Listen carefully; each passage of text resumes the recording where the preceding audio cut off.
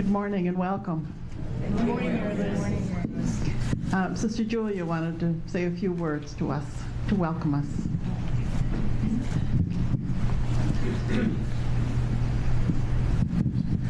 Good morning, everyone. And isn't it nice to have people together and to be able to see each other all in person as much as we can be at this point in time, and to have a chance to have a retreat together instead of a meeting where we're talking about property and moving, which has been going on for years and years. So I hope that you, like me, are looking forward to this opportunity and a chance to look forward to our history and especially to our future together. So welcome and thank you for coming.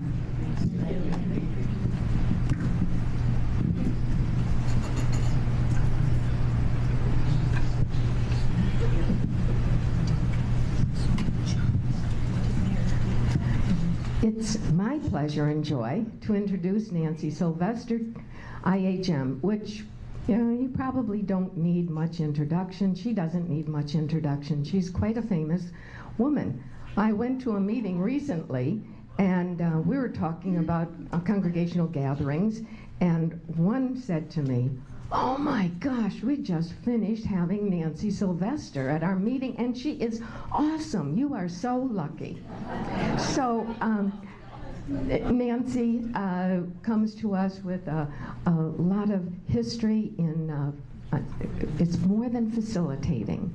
She's a guide, she's makes the spiritual come alive. She helps us to think in very deep ways. And we're very pleased to have Nancy to be with us for all 3 days. She has been all over, the country and out of the country, and finally she landed here.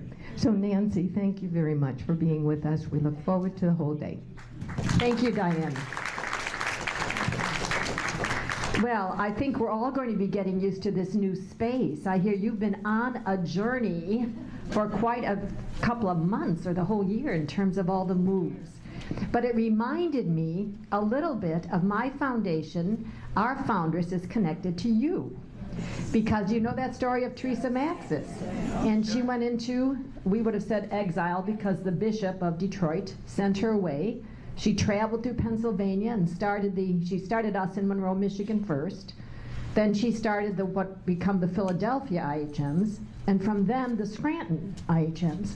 But then she wanted to return and she couldn't, and she must have known probably the General Superior of the Ottawa Grey Nuns. So she went there, and for 23 years she lived there. She kept her IHM habit for special occasions, but the picture we had of her was actually in your habit. And I guess when I entered, we didn't hear that whole story. So I was on Network's board, I was at Network, and our board meeting was at your place in Yardley, because Rita Hofbauer was, do you remember, some of you might remember Rita? She was on the board. So I always love to look at your history cases, so I'm walking down, I'm saying, oh my gosh, that's the habit that Teresa Maxis is in.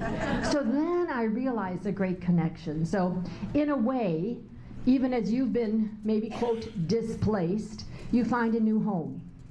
And like Teresa, she found a home among you, and then she came back. Oddly enough, it was the year before the Bishop of Detroit died, so she still wasn't let back in. And then she ended up dying at the Philadelphia IHM communities, and they have her buried there. So it's a story of journey. It's a graced moment. And who would have ever guessed the future? Certainly for her, she would never have thought she would have had 3 congregations. And I suspect your foundress never would have dreamt that you would be here in 2000, what is it now, 16? And with 6 or 5? 6 different branches of the Grey Nuns. So truly we are all on this journey. So I'm delighted to be here with you.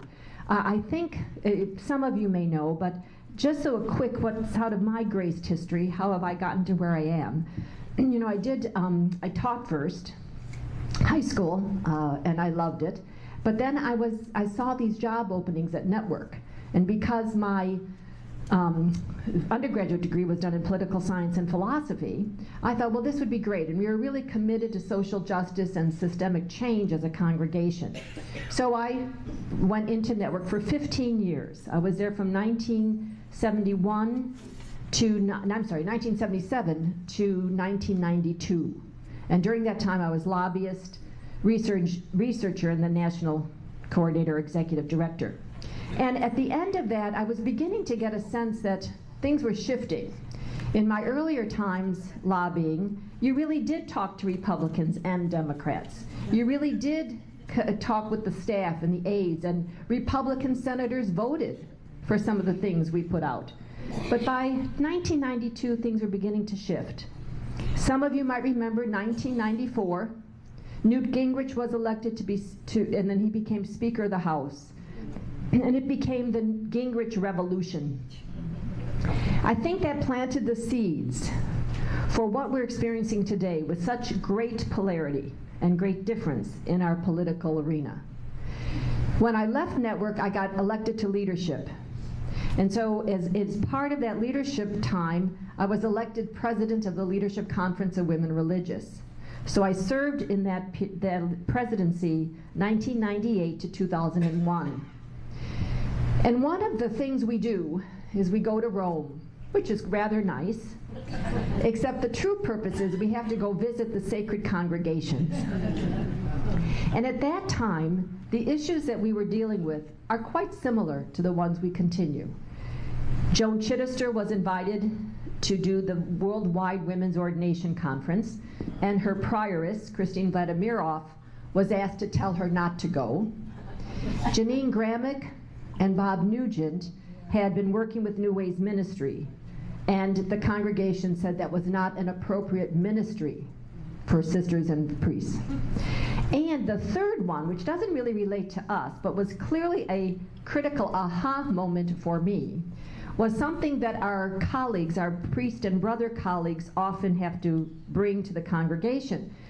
You know, in mixed communities, that means where you have ordained priests and brothers, the brothers cannot hold office.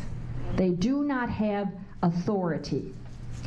And those congregations have been coming to Rome yearly to ask, we want to be able to elect these men or appoint them, whatever they do. And this Monsignor, who was quite a senior in the Congregation for Religious, not a bishop, but quite powerful, and he just stood up, and I could still be sort of red in the face. He said to the men, and there are brothers and priests there, okay? He says, would you want to take orders from a brother? Just about that loud, just about that. To a man, they all said yes. But what got clear for me is that we can try to explain things to some in the hierarchy, but we really are operating out of a very, very different worldview. So for some in the hierarchy in our church, authority comes through ordination, not baptism. And for some of us, it comes through baptism. So when I left there and had to prepare the presidential address for LCWR, which I wanted to be about how great religious life is, you know, it's 2000, it's the, you know, what do we call that? The millennial, you know, and talk about hope. Well, I couldn't. And what came out, and it was when I had a little group of people who helped me think this through, but they kept saying, Nancy, what you wrote is good, but it's not what you've been really sort of talking about. And it's like all of a sudden, this kind of a place within me shifted. And I knew, and I started writing for about 4 hours or so, and crying at the same time. But it was really coming from the spirit as opposed to my ego.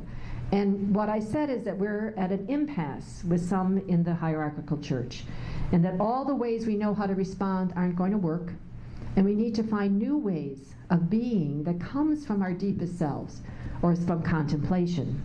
And so at the end of that particular assembly, someone rose and said, we need to try to do that. So back in 2000 and 2001, some of you might remember, we had a rolling fast, in a sense, where we came together publicly, and every congregation took I forget if it was a day or a week or a month, but to have a public meeting, to try to meet the bishops, to invite people to just sit in contemplation, to look at what we had described as a pattern of misuse of authority in the church at that time to women and to laity. Now that took place, so that was in the early 2000s, and you can see it's been evolving and evolving and evolving. And for me, what became clear is that we have to address that. We had to, how do we engage impasse? And so I started the Institute for Communal Contemplation and Dialogue in 2002. And so the first 10 years or so, I was doing those kind of workshops, and a number of you participated in them or participated in some regional LCWR work that I did. But what we're seeing is that what contemplation invites us to is sort of a transformation. It's a path of transformation. It's rooted in our Catholic identity and our tradition, although we don't get taught it a lot. And I know you've been quite exposed to that, together with contemplative dialogue. And so my hopes then today is to sort of deepen that within you, deepen your sense of communal contemplation and communal and contemplative dialogue. And I'll explain some of the ways I understand that, so that even though I know you know it, I'm just going to sort of share my perspective on it. I want you to identify some of these graced moments in your history. You know, the title of this is The Future Evolving Out of Our Graced History. You are in a great evolutionary moment as a congregation, as religious women, but also as part of the human species. And I'll address that a bit this morning. And then to share with each other, how are you feeling about moving into the future? And to identify and then converse about issues, questions which you need to pursue in order to move to the future. So you can sort of see this retreat as part of a prelude to your chapter, where you're going to be discussing, again, deeper issues. So hopefully this will sort of till the soil of what you're about. And you know, you've come through great chaos, I think, and so now you are ready to look in new ways and begin again to forge that future that's going to evolve out of your graced history. So I'm very, very grateful to be here to hopefully set a container for you, invite you into different spaces, but the work is yours. The work is really opening to the Spirit within you, individually and collectively, to see how that future is calling you. So a little review just of the 3 days. This morning is going to be the longest I'm going to address you. Okay, I want to set the context of things. Starting this afternoon, we'll start to look at graced moments of your history. Tomorrow, we'll begin to look at how do you feel about moving into the future, and begin to identify the areas you need to begin a conversation about.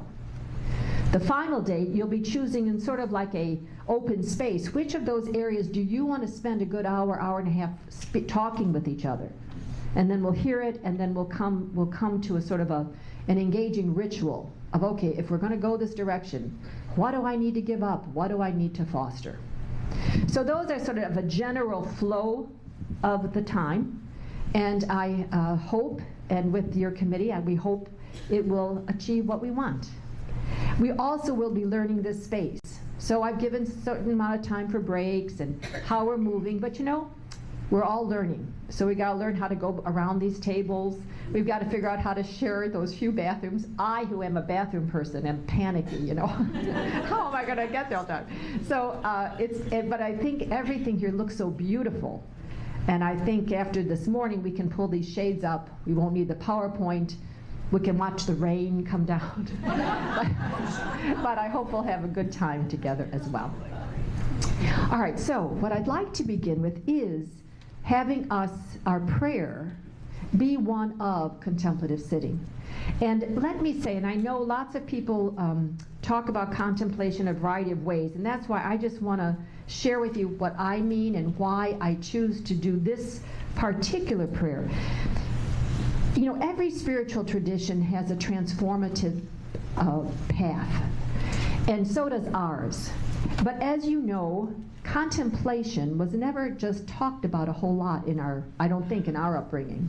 It was sort of given over to cloistered men and women, and taking yourself away from the world, even though, which really isn't, I don't believe, what contemplation is all about.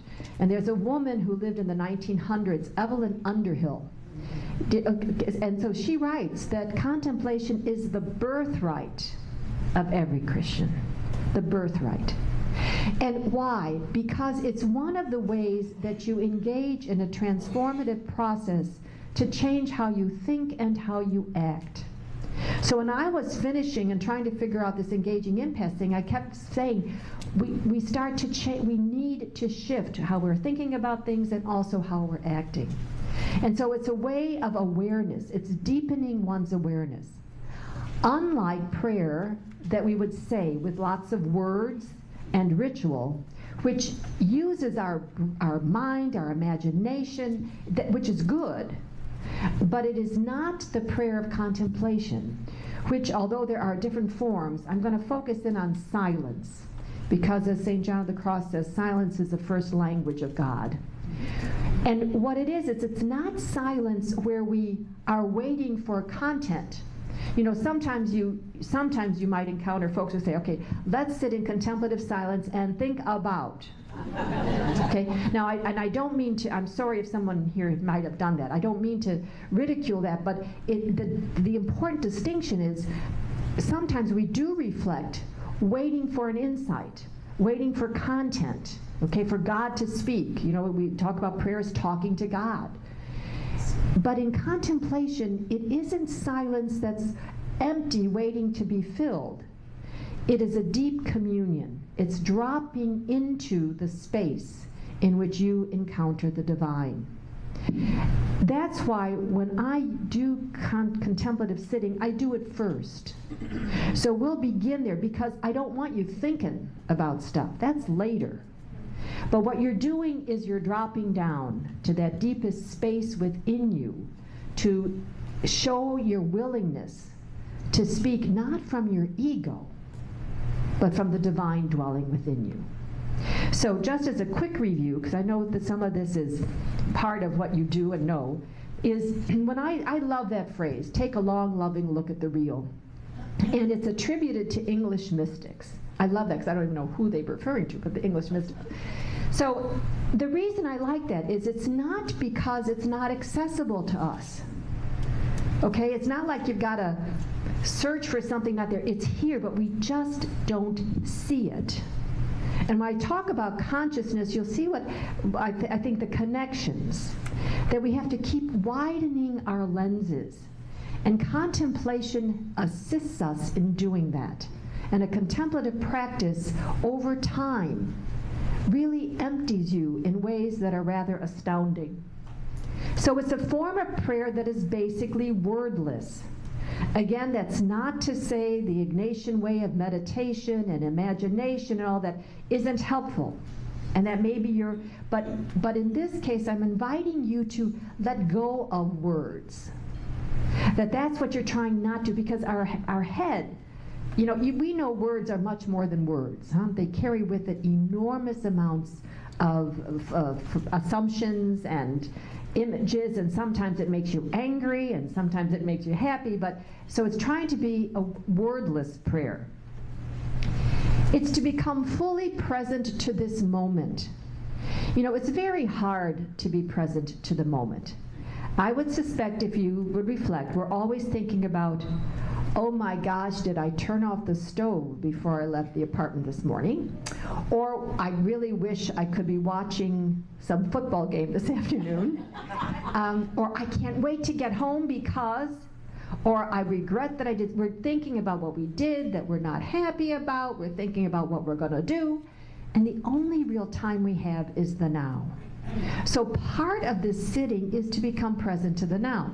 Now, is that easy? Is either one of those easy? Of course not. You know, because the Buddhists say monkey mind. You know, as soon as you say, I'm not going to think, everything is there, you know. Sometimes that's all you do is you just keep returning. You just have to let it go. But it's going to happen, so don't worry about it. Because what you're doing is you're trying to touch within the divine presence within you. Now, you won't feel that. It won't happen in the sense of, okay, after 20 minutes, this is how I'm going to feel. No, but what you're doing is you're creating the space within you. So that John O'Donohue, as the poet, the Irish poet, has this lovely phrase, so you can listen to the tabernacle within your soul. You can't do that if you're constantly only at your ordinary awareness. You're dropping down and deepening your awareness, and eventually opening us to the unconditional love of God, which, as all of you know, and all of you are on a spiritual path, that's the greatest thing we can ever achieve. And I think that when we don't achieve it, to experience it, that we know we can't win God's love, we can't earn God's love, we can't lose God's love. But too much of our theology, when we were growing up, told us we have to earn God's love, we can lose God's love. And so it's very different, but it's a way of, again, getting out of some of those assumptions.